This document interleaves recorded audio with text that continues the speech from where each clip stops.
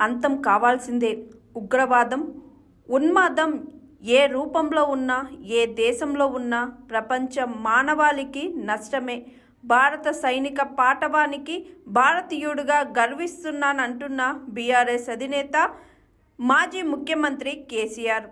భారత సైన్యం ప్రదర్శించిన పాటవానికి ఒక భారతీయుడిగా గర్వపడుతున్నానని బీఆర్ఎస్ అధినేత కేసీఆర్ తెలిపారు.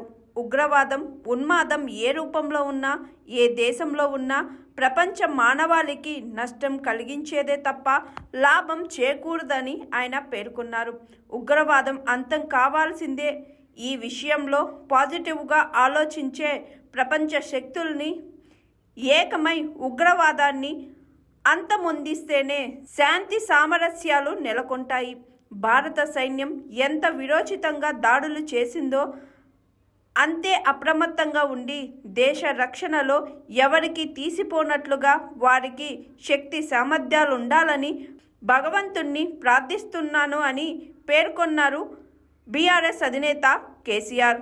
ఈ మేరకు ఆయన ఒక ప్రకటన విడుదల చేశారు. హాయ్ ఎవ్రీవన్, నేను మీ పావని.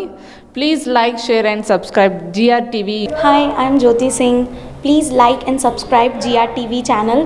అందరికీ నమస్కారం. నా పేరు Sambit. Please like and subscribe GRTV. Thank you.